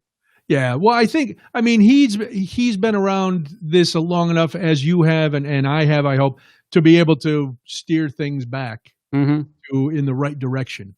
Well, I don't think you needed much steering either, Noonan. I doubt you needed to be turned too many directions. No, if he had, but you also know me. If he had asked me something, I'd like to go off on a tangent. Yes. So it could have been like a 10-minute tangent and then come right back to the story I was telling and not go, hey, and then another thing. Boom. But yeah, so I gave him the game show story. Nice. The Sam Kinison story, or the gun in my face story. And I think I gave him one other. And I was like, just tell me which one, because, I could tell them all. Well, what do we do here? Do we tell the stories you didn't tell? I know you don't want to spoil the podcast, but you've thrown 3 topics out. I threw out some good stories. We can bring them up at another time. The Sam Kinison or the gun story. All right. Now I got to I'll tell you this. It's been a rough week for the Noonan clan in New Orleans, because Monday, my grandpuppy Walter had to get fixed. Wow. Guards nipped. No. Snippy. Yeah, I feel awful for him. I do too. There was a part of me that, because I've only had the 2 male dogs that we've had came to us that way. Gotcha. And we only had to take Gidget to get a spade. Is that what the female? Yeah, I think so. For the female and neutered for the. That's accurate. Yeah. Yeah, it was gut wrenching. I couldn't take a dog to that. I wouldn't be the one. I remember I had to return a cat. My wife was allergic to a cat we adopted, and I had to return it. Oh, she wouldn't do it. She's like, I won't. This is adorable cat, like desperate for affection. And yeah, I know. And I had to do it. And that experience was awful, Noonan. Every part of it's terrible. And I couldn't imagine, even if I'm taking the puppy back home with me, having to bring him there for that. Wait a minute. Oh my God. That's the greatest story never podcast. No, it's not. Return a live animal. Hold on. I'd like to return this dog. What's the reason? Wrong size. Yeah. Inappropriate size. No, Chula was the name of the cat. Chula was desperate for humans. Desperate. We went to the adoption thing, and she was the cat that stuck the paws out immediately in the cage and begged for you. And then I think that even though she forgot that she had nails all the time, she would try to sleep on my chest. She was the most affectionate cat ever. But Betty was surprisingly allergic, we didn't know, and really bad. And so she made me, and the cat was begging me. If Chula could have spoken English in those moments, it would have been trying. Oh, I couldn't. I'd threaten my dogs every once in a while. Yeah. No, it was stop her, I'm taking you back. I could never pull the trigger and do that. Pull the trigger. You get all the way back to the whatever it is. I guess in this case it was an animal shelter that we had adopted her from. So we brought her back, and the money just turns into a donation, which is fine. Sure, yeah. But they actually do ask you, are you sure? And I think Chula comprehended it, because Chula looked at me and started meowing as much as humanly possible. And the "are you sure" was rough, Noonan. Oh, I know, because I was just I could just go on the lam. I could just run away from the wife and then, be on my own with Chula forever. There's any histamines? No, it was bad. There was hair. I don't know. Yeah, no, I am not allergic to dogs, even though when I was a kid, my parents told me I was allergic to dogs. So that's why we never had a dog. Oh, Brian's allergic. Mm-hmm. Really? I have 2 dogs now. I'm not allergic. But I didn't know I was allergic to cats until I started dating a woman who had cats. And then, she wasn't going to get rid of the cats. And I had to learn to live with it. Wow. Yeah, no, I guess it's like long hair and short hair. You can be allergic to just one and not the other. So like she wasn't allergic to whatever I can't remember. You could have gotten you a little wig or a haircut. Tried everything I don't know. It didn't work out, and it was a difficult day for me. I will not give you too much more of a hard time on that, because that's gut wrenching to hear. I can't. For her, Betty to this day hates when I bring it up. She hates that it happened. She's not a fan of it, but she couldn't even go. Because Betty has a heart and a soul. Well, she's not, it's not like she's like, yep, couldn't wait to send the cat back. That's right. Yeah. Didn't even give it its toys that we had bought it. Sent it right back. We brought it. Good talk. Of course you did. Into the bed and the whole deal. But so Molly had to take Walter. Well, she had adopted him about an hour. She's in New Orleans. She had adopted him up near Baton Rouge. Mm-hmm. So, when you adopt from an adoption agency, they pay for the operation to get your animal spayed or neutered. I won't say fixed, because quite frankly, you're not really fixing them. No, you're damaging them beyond any sort of comprehension. Right. And that's an old joke, and I would credit somebody with it, but quite frankly, so many hack comics have done it, myself included right now, that it's like playing Happy Birthday. It's public domain. But I don't even think we can play that. Even if Phil Collins did it. We can't. Right, I don't think we can. But so she had to drive back. She asked her vet, she was like, well, will you take this certificate for the thing? And her vet was like, no, you got to go back. Oh, all right.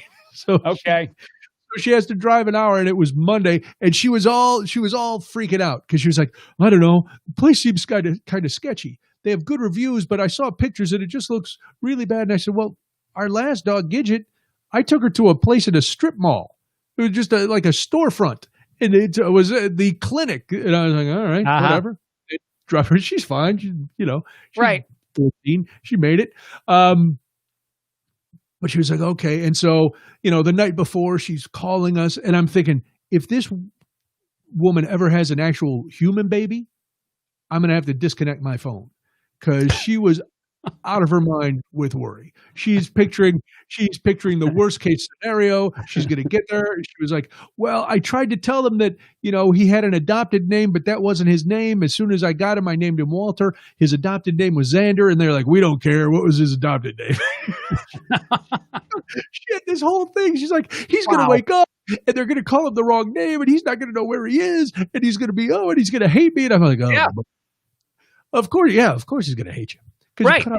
I mean, to be honest, to try to put ourselves in the situation, you woke up, some stuff's missing, and people are calling you by the wrong name. That's a rough couple minutes. Yeah, that would, if that happened to me, Keith better be calling me to do that story.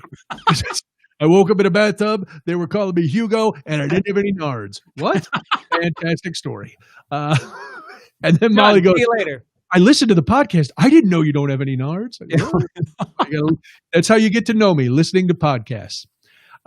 So she's panicked. Oh my God. She takes him on Monday, and I felt bad. I felt bad for her. I felt worse for him. Mm-hmm. He doesn't know. Yeah. He's a few months old. He's like 6 months old. Now he's, before he even got a chance to use them. Yeah. It's like, hey, here's a car, but you can't drive it ever. Right. Yeah. Here's a life experience, and now it's gone before it's fun. Nothing, just to settle him down so he can't make more little Walters running around. Wow. Well, she gets there, and they came out to the car to get him, and I guess the attendant, the nurse, the lab was very gruff, which struck Molly wrong. She was already in a fragile emotional state, and now this person was being gruff, and so she left Walter, and they're like, yeah, we'll call you when it's over. Oh my God. So thankfully at about 10:30, she called us, and she was like, oh, they just called, and I talked to the vet, and the vet said Walter made it through, and he used his name, and everything was fine, and he was already coming out of anesthesia, and there were no problems, and blah, blah, blah. And I was like, okay. So it all worked out, except then she had to get a cone. You've never had to put an animal in the cone of shame, have you? Nope. Awful. And I've had to do it with all my dogs, whether it's surgery or they get something where they're itching and you got to put the cone on. So imagine this tiny little dog. It's a Dachshund Chihuahua. Chai Wiener, I think they call it. I don't know what it is. Okay. I think that's exactly what it is. He's little, and he almost looks like he could be a lab if you took a lab and just put him in a condenser. Got it. Squeezed him. So she's got this little cone on him. They don't give you the cone so she had to take a dog who had just had his nards chopped off and carry him next door into the PetSmart and go shopping for a cone. How long's the cone on for? Just he goes to the vet on Monday. Okay. Just so they can check the stitches and everything. This is a bad week in the life of Walter's having a tough time. I guess the report is today he finally pooped. That was exciting news. Good. Yeah, Good. We're getting all the updates. And but he's wearing the cone, he's doing all right. And now he's got to hopefully ride out. It's amazing that dogs love us so much with everything you just said. Yes, because granted, she wasn't in there doing the snipping. I know. So he was happy to see her because he's like, man, these people are assholes. Don't leave me with them again. I can't. No, can you take me home where I get treats and I can lay around? I got my toys and I used to have my nards. Yeah, I used to have. Let me see where I used to drag my nuts across the floor. Oh man. Yeah, but he was happy to see her. But you're right. Dogs love us no matter what. Mm-hmm. I did a story today actually about dogs. You what? I did a story today about how much dogs love humans. They only love one thing more than humans. Do you know what it is? One thing more than humans. Dogs only love one thing, and this was like brain mapping, sciencey stuff. There's only one thing they like more than humans. Other dogs? No. Other dogs. That is absolutely the correct answer. Yes. Other dogs. Wouldn't that be cool if people were like dogs? Because right now we're as separate as you can possibly be, right? Yeah. Like half of us hate the other half for a lot of different reasons. Right. But wouldn't it be great if we responded to other humans the way dogs respond to each other, outside of maybe the sniffing, like everything else about it? Like so happy to see each other, freaking out. That would be awesome. That would be pretty cool. Yeah, I don't get that excited to see anybody. No, never. It's not in our nature. But I don't want to run. Now, I have tried to hump the leg of a few people. But that was back way before Me Too or anything. Picture the next political debate if we had to respond, if it was in our nature to respond like dogs, and both candidates like jumped up and down to see each other and then debated their thoughts. That would be wonderful. Or it could be, it almost is like dogs if you watch last week's debate. Both were baring their teeth and growling. Or one was kind of like my dogs who, when they're walking down the street and another dog starts barking at them, they just ignore them. That would have been the old dog Biden. And then the president was the behind the fence, like coming through. Yeah, I don't know. I know, but it would be great if we lived like dogs for a day, even if it was just 24 hours, some Disney movie curse went over all of us. Huh. And we just had to do one day of that. I see how easy it is to be. Now, I know we're taking all the animals who are mistreated off the board. Yeah. But let's say my dogs. I would love to be my dogs for a couple of days. Right. They don't have to do anything. Right. They lay around. One is 90% of the time he's on the love seat in the front window with his head on the back, just looking out the window, taking in the sights. The only time he gets excited is when he hears the leash because he knows we're going to go for a long walk. Then he comes home. He gets a treat. If he on the walk, when he does his business, he sits and looks at me with this the pride on his face when he looks at me like, "Did you see that? I did it right outside, just like you like it. I did it. It was fantastic." There we go. So when I get home, you're going to hook me up, right? Yes. Good boy, Loss. And then the other one, the old one, she, right now she's been here on the mattress, here on her little bed next to me the whole time. And she can go where she wants. She lays out in the sun 90% of the time. She comes to the door, whines. We give her a treat. She goes and lays back out in the sun. They got it made. Yeah, well, it's funny you just said something else that made me start thinking, maybe there's a few reasons that we don't act like dogs, but we might get closer. You said good boy to your dog when they did something that's maybe not all that special. Maybe we just need more attaboys throughout the day as human beings. Maybe we should just be told good boy more often as humans. Yeah, I come out of the bathroom and I go, "Hey, guess what I did there?" Shut up! Leave me alone. No one. You're gross. Nobody gives me an attaboy. Right. And quite frankly, There's a few times I deserve it. The fact that I can walk after that happens is, people got to go, this guy's got, if nothing else, he's got some stamina for an old guy. How many times do you think you say good boy to or good girl to your dogs each day? Oh, a bunch. Right. What if we got all those affirmations every day? Although they say millennials did get them, so maybe there's part of it. Right. Listen, at this point, if somebody started giving me affirmations, I'd be very suspicious. If somebody gives me too much praise, like one, I first get uncomfortable. Mm-hmm. Then I start thinking, this is sketchy. Something bad's about to happen. Mm-hmm. And that way, listen, if you set the bar low, you're never disappointed. Right. Well, and actually, that's a good lesson to teach the dogs, because there is the day where you bring them to the vet, and that day is a bad day. Yes. Oh, and they know. The old one knows. The old one knows. They were mad at me last week because I had to take them for their shots. They were not happy with me, but they got extra treats when they got home. So they forget. That's the other thing about dogs. We hold grudges. Mm-hmm. I remember everything that's happened to me my entire life. Every slight, the one or two good things that happened, mm-hmm. the thousands of little minor infractions. I remember it all. Dogs, nothing. No, dogs are a fresh slate every single day. Like, oh, this guy's back. Right. He's cool, I think. I don't remember what happened yesterday. I know he feeds me. That's kind of all they remember. Do you treat him nice? Yeah. They don't remember the specifics. Oh, this guy's good. I get food when he's around. He takes me out. I'm good with him. Isn't there like a philosophical conversation about that? Like the amount of intelligence you have is directly impacting your amount of happiness, and the lower that one goes, the higher the other could go. Yeah. I think there's some about that. So. Like that sounds about right. Right. Roger is leaving. Oh, he gives us an attaboy. Thank you, Roger. Thanks, Raj. Thanks, Roger. Always good to get an attaboy from Roger, or anybody. Again, I don't know. How broken up were you about? How broken up were you, if at all, with the Eddie Van Halen news yesterday? Yeah, it's sad for sure. I appreciate Van Halen. I appreciate Jump specifically because I worked in baseball. So you play Jump all the time when you work as a PA announcer, which is what I did. So I appreciate the music and everything. And obviously, 2020 just continues to suck. But he wasn't at the top of my specific, to me, music Mount Rushmore. Yeah, well, you're a different age. Yes, I actually something's wrong with me. I'm going to be honest, but I think I shared this experience. It was a common experience with a lot of people in my age group yesterday, where I teared up at this news.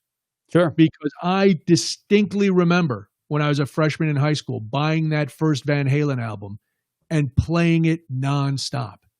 And I've seen them a bunch of times over the years in all the incarnations. Wow. My first tour with them was Diver Down. That was when I first saw them. I was a senior in high. It was the summer before I went to college. So after my senior year. And so it was a big thing. My wife loves Van Halen. So we had gone to a bunch of Van Halen shows together. So for me, it was a huge, I think on top of everything else. If this had happened last year, I would have been sad. Sure. But I think with everything else that's going on, it was like, oh, man. Is there a comparable musician passing to this one? Or is this like, because I know that I had a lot of friends who cared a lot about Prince, for example. Yes. There's been a lot of those. I don't know why those don't hit me as hard as, some other ones would. I can't think of a lot of musicians that might impact me the way that it sounds like Van Halen impacted you, man. Eddie Van Halen's passing, death impacted me hard. The only one that was close was Glenn Frey from the Eagles. Wow, yeah.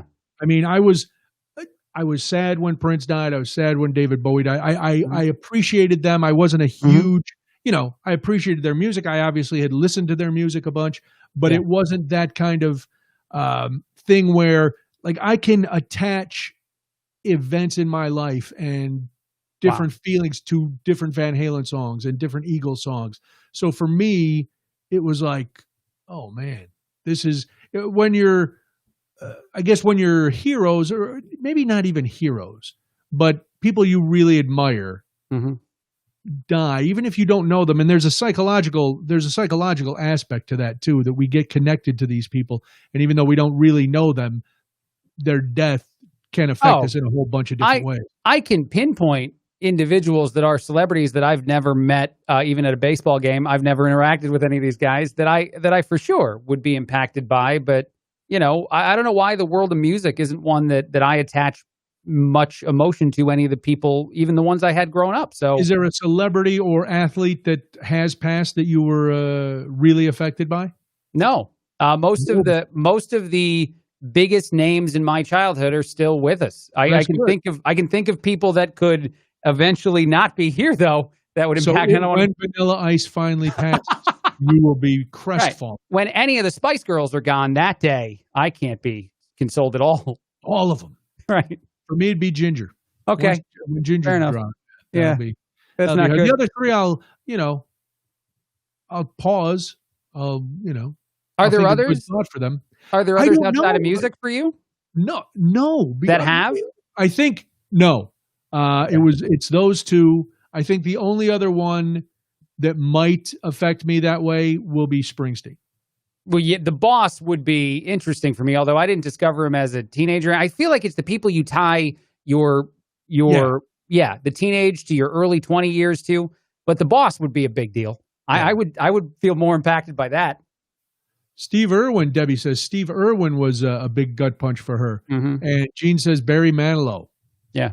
Yeah. You're right. Are those people part of your life that you can, of your life that you can immediately call back up? Yeah. I mean, like I said, I can remember buying that album. Yeah. And I can remember listening to Running with the Devil and going, this is unbelievably great. And I'm not even, and I know there will be argument if they're metal or heavy rock, hard rock or whatever they are. Sure. I was, when my two examples are Eddie Van Halen and Glenn Frey, you can see my musical taste kind of spanned the spectrum. So it wasn't like I was, but when I heard that album, and I think it's not an unusual thing, when people heard that, it was like, we've never heard anybody play guitar like that. Yeah. It was insane. It's interesting too, because the people I'm all thinking about, I then was trying to find out in my brain why, like, what is it I'm attaching to this individual, this athlete, this celebrity. And I think it's the way in which you deal with things in your life. And I know that as a teenager or young adult, there's probably some things that feel more impactful than maybe they do later in life, some emotional things you deal with. But for example, I remember getting cut from a basketball team in high school and then going home and watching a World Series game with the Yankees. And that game, that day, and the players in that game helped me get over the fact that I didn't make my sophomore year basketball team. And so all of those individuals, and probably part of my connection to the Yankees in general, comes from getting over an emotional challenge via a group of, and music can do that in so many ways for people. Definitely. Jean says she cried when Nixon died, and to this day, I don't know why. Yeah. And then Janice says John Lennon. And I remember I was at the dining room table doing my homework the Monday night that John Lennon died, because I'm sure you've heard the call. Howard Cosell was on Monday Night Football when John Lennon was shot. And I remember, because I could look downstairs to the TV where my brothers and my dad were watching the game, and I was sitting at the dining room table doing my homework, and I was like, oh man. But see, that at that point I knew who the Beatles were. Mm-hmm. But much like you were saying earlier about Eddie Van Halen, and that was not your music, the Beatles, I didn't have that connection to the Beatles, right, that people a little older than me had at that point. Yeah. I knew it was a sad thing, but right. No, yeah, you can appreciate the fact that someone of great importance to the world, because they impacted the world, is no longer with us. But it's just not, I don't know. But if Michael Jordan, Derek Jeter, any of those individuals pass away, that'll hit me hard. Yeah. Well, it's, and it'd be interesting to talk to somebody and find out why that is. Because I was doing a little research on that today, and it's just, it is fascinating. But it was not funny. It was sad and telling yesterday when the news broke, and I would see, I went on Facebook to see, because I learned of it because I was doing something. I was going to post something, and a buddy of mine who was like the biggest Van Halen fan ever. This guy is, wow. This guy lives in North Hollywood, and there's, right before you go on Laurel Canyon over from the Valley into Hollywood, there's a big newsstand. Mm-hmm. And one night he was at the newsstand, and Eddie Van Halen came up to buy something. And wow! He got to thank him for all the music and for helping him, the music getting him through stuff, and got to talk to him for just a couple minutes. But so that's like he had that before, right. And he posted something like, "Oh no," and then some crying emojis, and I was like, I just commented, I go, "Dude, what's with the vague post? Are you okay? I hope everything's all right." And somebody posted the TMZ story, and I was like, oh, and then it was all these people my age or right around my age who grew up with this band through the 80s, and because they were huge, mm-hmm. huge, and all their different incarnations, and you follow them through it all. And I remember seeing one of the first shows where Wolfie was playing bass with the band, and Eddie kind of gave birth to him on stage. It was really weird because Eddie at that point was not looking great. He looked kind of like Skeletor, and he laid down and he was playing guitar, and then Wolfie laid down like between his legs and kind of came out, and I was like, oh, girl, he's giving birth to Wolfie. That's weird. That was when we saw them at the Forum, the fabulous Forum in Los Angeles. That sounds like a show you can't miss. It was a not to miss show. Then there was the one show in the 80s. I forget what tour it was. Sammy was there because they were all wearing bike shorts. So it was late 80s, early 90s, and Debbie was with me. And every time, all you could see, they're just wearing bike shorts, like with cod pieces in them. And so they all looked like they were. It was like, stop! It's distracting. Why can't this be love? Why can't that be strapped to your leg? I don't need to be part of that. So there's, I have a lot of good, a lot of great memories. Yeah. And I have some weird memories about the show. Right. Well, now let me test my theory. Is there anything emotional that you think you got through because of Van Halen? Oh, I'm sure there was. I think that's it. I'm trying to pretend that I can pinpoint it to one thing. I think that's it. I think the happenstance celebrity that comes into your life at a time when you maybe need a lot of focus on one winds up being why you feel so tied to him. And we all remember our generation as the best one. The formative years of our generation, nobody can top that. Well, and that's, when you can go back and you can say, okay, I remember when this band broke. Yeah. And I was a freshman in high school my whole life before me. And now I heard this and it was like, oh man, this is the greatest. And it was mine, Yeah. Because even though millions of people were also listening to it, I found it at this point in my life, and I was able to stay with them through my whole life. And, so I'm not using the trite phrase that they were the soundtrack, because I listen to all kinds of music and I hate that. Oh, the soundtrack of your life. But at a lot of big junctures, I was listening to that music, or I can hear a song now and go, oh, I remember, something that was happening then. And, Eddie Van Halen, 65 is not old. And fighting cancer for a while, which I wasn't. Yeah. I wasn't. And I didn't realize he had been flying back and forth to Germany for radiation, and married Valerie Bertinelli. Do you ever see? That's another thing. You're too young to remember how insane that was, because Valerie Bertinelli was like this, from her image on TV, this wholesome, young girl. And then she marries Eddie Van Halen, who's like, oh my God, this hard rock devil. And, and they were married for 20 years, and now they got their son, Wolf, I guess. They used to call him Wolfie. Now he's a grown man. Now they call him Wolf. So he's Wolf. Yeah, right. That makes more sense. So yeah, because little wolves grow up to be big wolves. Right. So now he's a wolf. But yeah, so that was a rough, rough little deal. Man, it's been crazy. This whole year has been nuts. And it's not like we need to do any more content on how weird 2020's been, but it does feel like it's punching harder than most other years in just all the ways it can possibly punch. Are you starting? The last couple of weeks, it's been really, I'm like, okay, I'm done. We got to get this done. We got to get the vaccine, or we got to get helicoptered somewhere to get some experimental dosages of something. And there's got to be some way. And I know it's coming, as pessimistic as I often portray myself, I know that these scientists at these labs are working nonstop. Right. Because one, whoever discovers it is going to make $1 bazillion. Yes. Bazillion. And you know what? They're welcome to every penny. I'll give them mine, sure. Yeah. But, I know it's coming. The getting there is becoming so tiresome.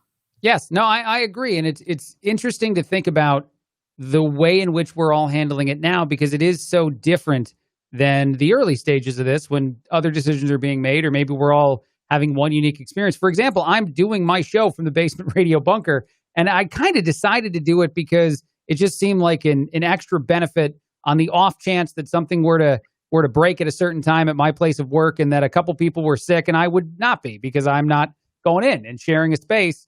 And yet coming back to this willingly, the life of being inside more than, and no one's telling me I have to, I just volunteer to, so I'm trying to do it. I do not want to see everybody be forced to do it again. Unfortunately, it looks like we're staring down that barrel. I know. And even the people who think this is all a hoax or whatever, they think they're the only ones who want things back to normal. I think the ones who really want it back to normal are the people who are following the precautions and making the sacrifices, because the sacrifices are what's going to get us back. Yeah. Ignoring it. I mean, look at we can't go in Illinois. Well, I don't know how it is in central Illinois, but Chicago, every week they do these travel advisories and they drop or add states, and there's basically nowhere we could go that you don't have to come back and voluntarily quarantine for 14 days. We want to go look at the colors this weekend because it's going to be so beautiful. Mm-hmm. So Saturday we were going to go, and I'm like, oh, we could go somewhere up near Wisconsin. No, we can't go to Wisconsin. Wisconsin's like crazy town. Right. Well, we could go to Michigan, but we got to go through Indiana, and they told us not to go to Indiana. Yeah, where to go? Where do we go? It's so interesting you mentioned that too, because then I was contemplating how, if you had to go somewhere, how would you go? And you drive, right? Like the option of choice, if you got to go anywhere, you drive all the way there, all the way back. My wife is going to be traveling to Mexico, which is insane. Oh man, I know, it's insane. But she's got to go. There's a couple family things happening, and she can't not go. She's got to go. And she's trying to go as soon as possible, but she's taken a little bit of time before she goes because, I don't know. We eventually landed on her actually flying part of it, because the scary thing, and this is just silly, but silly's not the right word. What it is, at the border, that's a scary area for reasons not COVID-19 related. Right. And so if you're driving a vehicle with plates from outside of the country into the other country, you might wind up impacting yourself a way that's just as terrible. Yeah, so the end result is she's going to take a flight. She's going to wait a couple weeks and take it. And I'm freaking out, man. I'm freaking out every way that I can. And I know she is too, because we're going to try as hard as we can to do every step we need to take to make it safe. Yeah. It's still probably not going to be, what you want it to be. It's not going to be what you're used to it being. And she's probably going to wind up quarantining when she gets back. She's got to, right? If she comes back, because I hope that they let her back in. But Well, let's see. You should go before the election or after? After. That might be dicey. Okay. Good talk. I want to wait a little bit. My brother just flew, and I'm like, Yeah. It's not that it's not that these people are doing, like Betty, she's got family obligations. She's got to go. And like you said, you can't drive into Mexico. No. Well, you can, and a lot of people do it. I should say a lot of people do it safely, man. But she's traveling by herself, and and then I thought about, what if I go with? Like, if we're driving, then maybe I take some time off and I go with. But even then, like, what am I going to do? If we actually got, pulled over by a narco that wants to hurt us and take our things, right? I'm not a superhero. I'm not going to make that much better. No, you're just going to give up your Yankees hat and cry. Right. I'll be happy that I'm there, because I would never want her to experience it alone, but I'm not going to save the day. No. So, yeah. And you might get shot just because you're a dude. Well, and then, so we had this, there was a back and forth. I want Judge's ruling here. Right. I wanted to drive to Texas and then let her fly from Texas to where she's got to go in Mexico. It would only be one flight then. It's a direct flight. But because she lives in a smaller area, That's the only place in the United States that we could find that direct flights it. And she landed on that being stupid. If she's going to fly, she might as well just fly. So she's taking 2 now. She's flying out of Bloomington to Texas and then flying from Texas to Mexico. If she got a flight from, nothing against Bloomington, if she got a flight from a bigger airport, could she fly direct? Or would it always have to be not Chicago? Chicago is 2 anyway. The only one that would have been 1 is in Texas. So we would just drive there anyway. Okay. Yeah, and that's what, a 12-hour drive? Yeah, at least. I was willing to do it.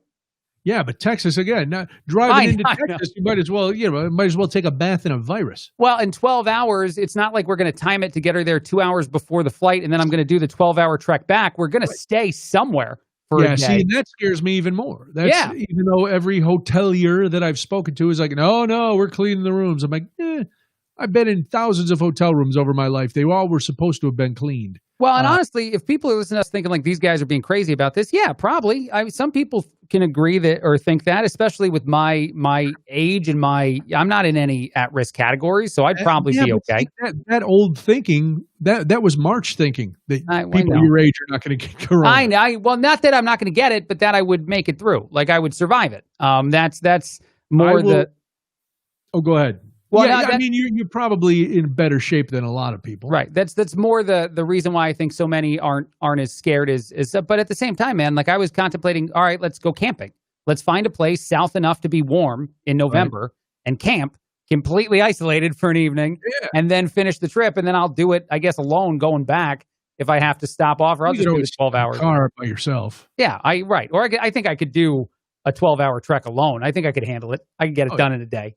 A 24-hour drive straight is not. That sounds 12 hours. Yeah, 12 hours. We just did that when we drove to New Orleans. That's 12 hours. Yeah, hours. But so all those options being contemplated, and us taking like a few days to figure it out, man. It was crazy to think about how different our lives are right now, man. Like that the flight is such a difficult thing to navigate. Right. Well, because I trust that the airlines are doing their best to clean things up. Yeah. But it seems like every day you're seeing a news report on somebody who loses their mind on a flight and they won't wear a mask and they start screaming and they're getting dragged off or they're getting punched. And it's like, what? Stop. Yeah. It was just maybe I thought of you because this seemed like a story that would be right up your alley for your show. All right.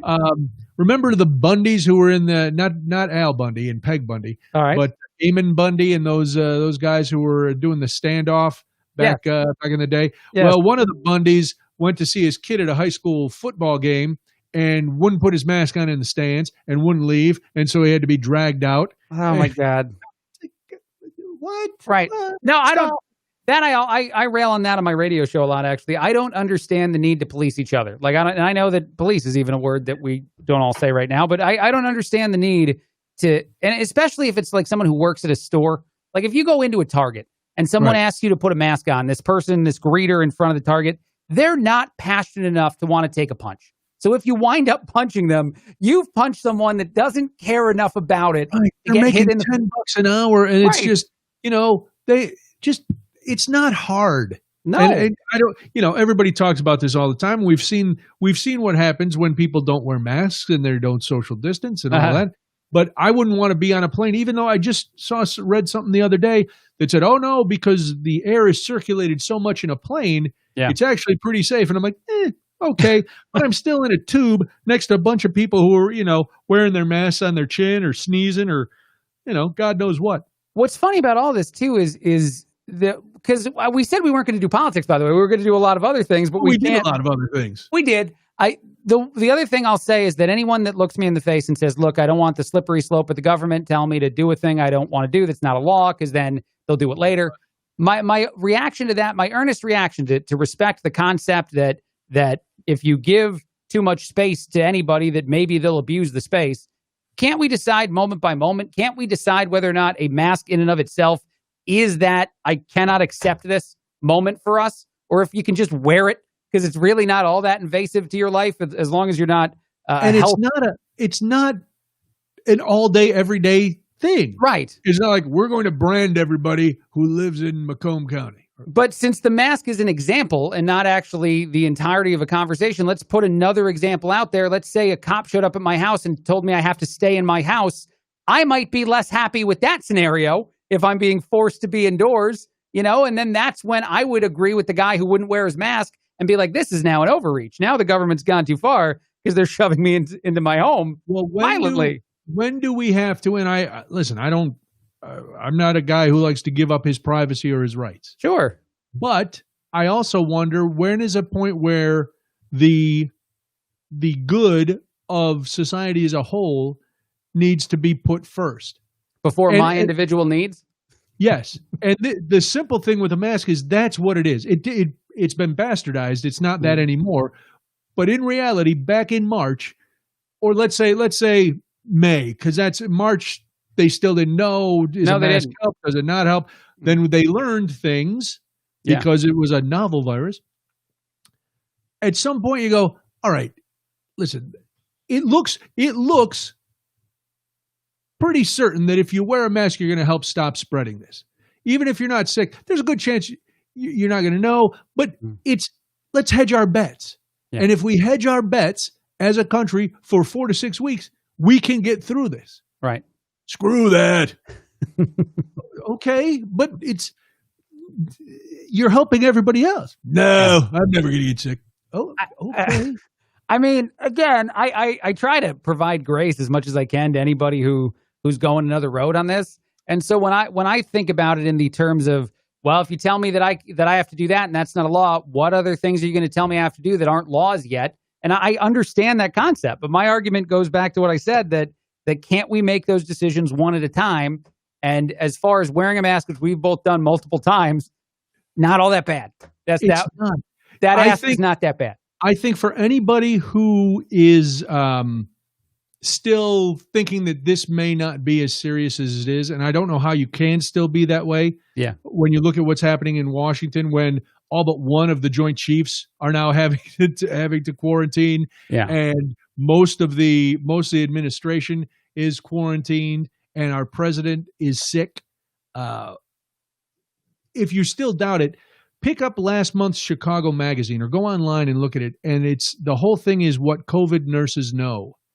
And it's just a bunch of different little quotes and stories from nurses in hospitals and nursing homes and all this who deal with COVID.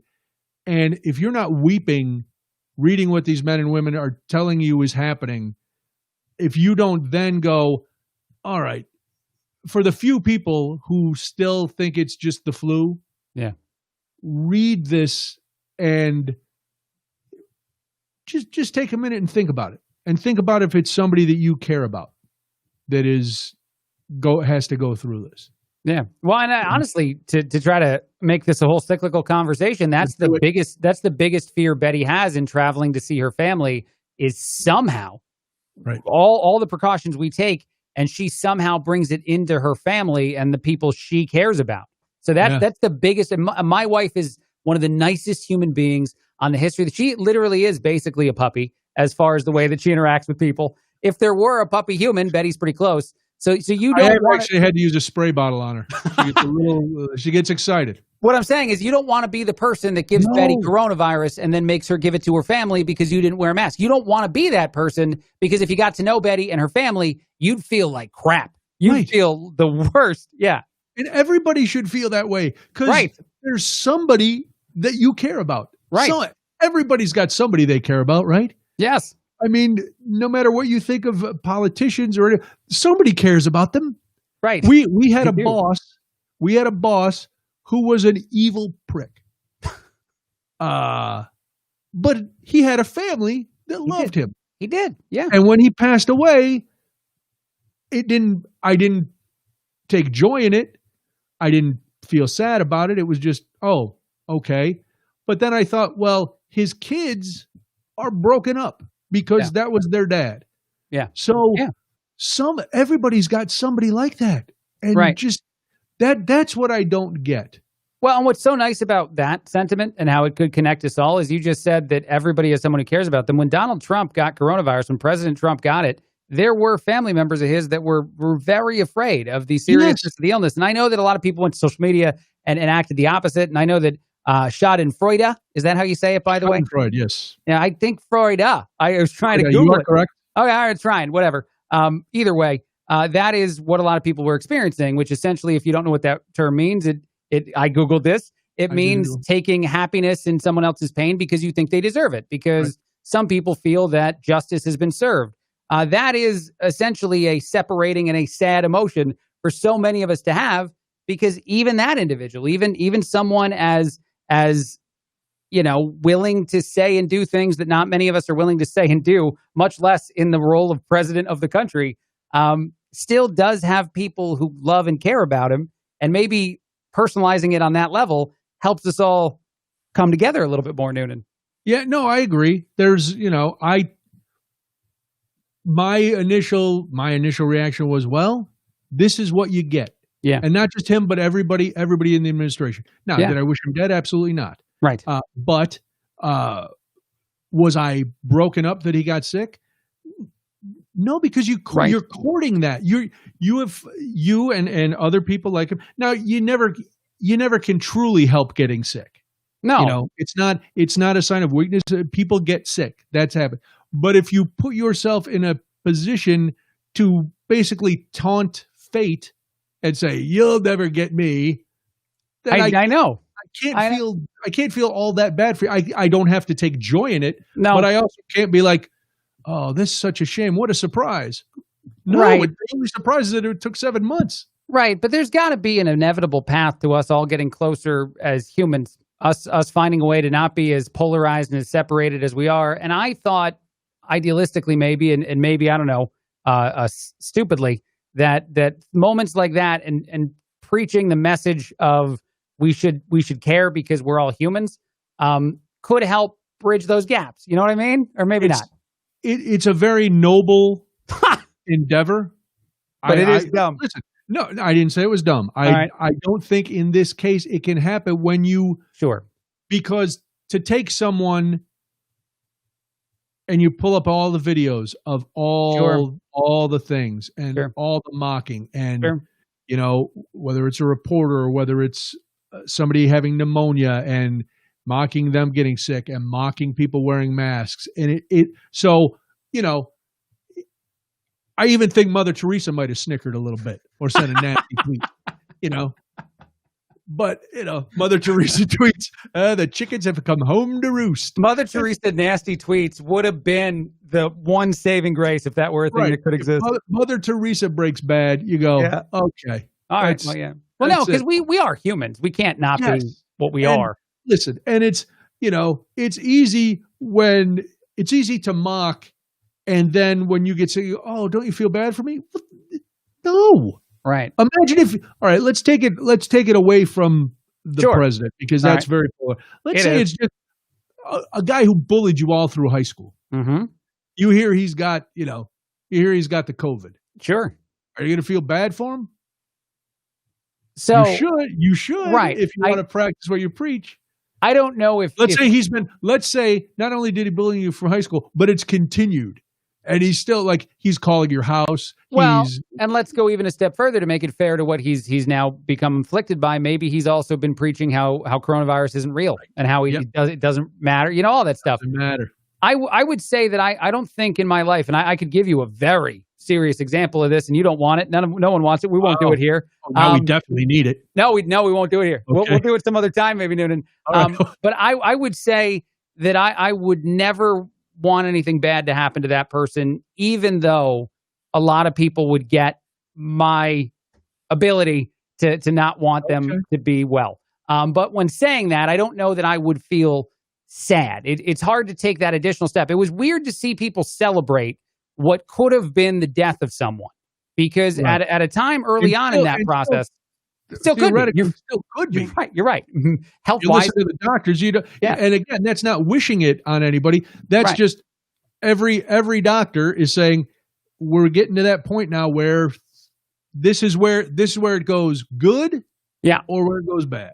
Yeah, no, but in saying all that, man, I do think there's a way. I think we just filter too many things without really contemplating them. Because I think if you put any human being and whether you agree or disagree with them on anything, it doesn't matter, into a real life situation similar to the one that these people on a screen are living, they'll all feel the same way. They'll all react like humans in the moment. It's just that it's so much harder for us than ever to put ourselves in other people's shoes because we consume so many things from afar now that it's so much harder to think about it as real.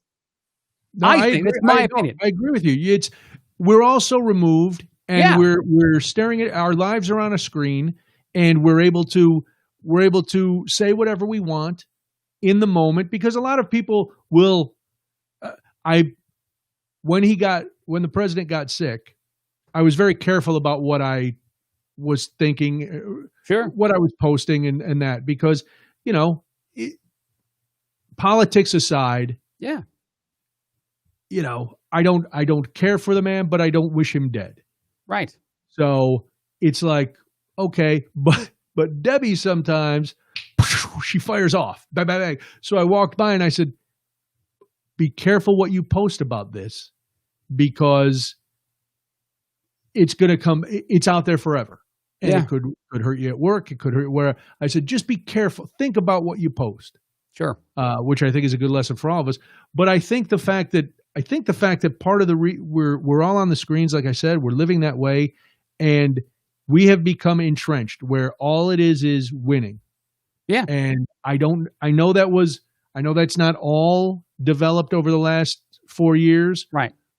But it's been exacerbated over the last 4 years.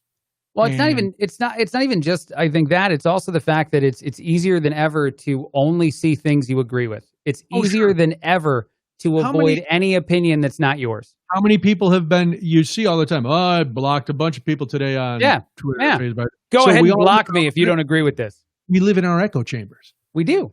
And honestly, the fact that we more and more see that we're preaching now, Noonan, that we see more and more of the artificial world, the social media world as real. We see that as like actual interactions with our friends who are in our lives is sad in and of itself, man. I think that is all contributing to this concept that, whatever I think is fact and whatever you think is dumb. Right. Everybody's entitled to their opinions. Right. Everybody's entitled. Everybody's entitled to their own facts. No. There are facts, and you can choose to believe them or not. Yeah. You don't get to make up your own facts. Yeah. I don't know. Well, that's why. All right. We'll wrap it up by saying wrap this part up by saying this. Go watch The Social Dilemma. Mm-hmm. Yeah. And realize what you are being fed and what you are. What you are eating and absorbing and why you're thinking that way. And yes, there are real world things that are causing a lot of this, and there are real world things to be angry about. There are, I hope, at least a couple of real world things to be happy about. Yeah. So, but watch The Social Dilemma. Read that Chicago Magazine piece on the COVID nurses. There's your homework for next week. Till next week. There we go. Now, what was as I let you go? What was the reality show that Betty was watching tonight? Was there a contest? No, there's no reality show. Actually, we're fighting over Sling TV because I guess in order to watch the postseason, I had to switch to the kind of streaming television that only allows one account to stream at a time. Oh. So I'm trying to watch the Yankees down here, and I think she was trying to watch something else upstairs. I won because it's the Yankees and it's the playoffs. I'm not sure that when I go upstairs, it's going to be totally the happiest of moments, but I won. I kept getting logged out and logging back in. What happened with the game? They lost. They lost. So not only did you upset your lovely wife, but the team has lost. So it wasn't like, but baby, they won. It was great. Now I know they suck. Yeah. Giancarlo Stanton hit a home run again, though. That was amazing. But other than that, good talk. Well, I am excited to go see what the late night hosts have to say about the debate. There you go. I thank you for being here again. It's been a lot of fun. I will talk to you here next week. I will talk to you on your show. Let me throw this up again. Don't forget, friends, to listen to Craig Monday through Friday, 2 to 6 p.m. on WJBC. If you're not in the area, if you're not in the Bloomington Normal Metroplex, you can listen online at WJBC.com. Truth. This is all true. Or any of those apps, the TuneIn, the iHeart, any of those. Oh, you're on all of them. We are. You're very big. Not at all. No, you're very popular. And don't forget to listen to the Greatest Story Ever podcast. I am the guest on this week's episode. You get to hear the story about me winning 3 game shows. my interaction with Chuck Woolery, who in fact has the dreamiest blue eyes I've ever seen. Not Chuck Woolery. That is a question. Who is it? Who has those blue eyes? And so much more. So thank you, as always, for watching this. Thank you for your comments. Thank you for tuning out of the debate and hanging with us for a while. Yeah. We appreciate that quite a bit. I'll leave you with this, Craig. I did hear from Cody, and he claims that he may be coming back soon to join us. What? Yeah, no, that doesn't mean you're out. That means there's going to be 3 faces on the screen. Fantastic. The 3 faces of Eve. The 3 horsemen of the apocalypse. We just need one more. I was going to say we need one more, but I know who'd be volunteering. So until next week, everybody, thanks for watching the Quarantine Cast. We will see you again next Wednesday night. Next Wednesday, our guest will be Chef Cletus. Oh, yeah, Chef Cletus is going on. Big event coming up that I am happy to be a part of. So we'll talk to Cletus about that. Always good to talk to Cletus Friedman. And maybe, you know what I'll have to do? Here's your homework too, Craig. All right. Cletus makes the best Bloody Mary mix on the planet. So I think next Wednesday night, I'll be enjoying some Bloody Marys while we do this. Okay, let's do it. That could be it. All right. Anything else? Anything on your end that we need to, did we plug everything for you? We did, yeah. I'll see you guys at 2:00 if you're willing. I hope so. All right. Thanks again, buddy. Bye. Thank you. Bye, folks.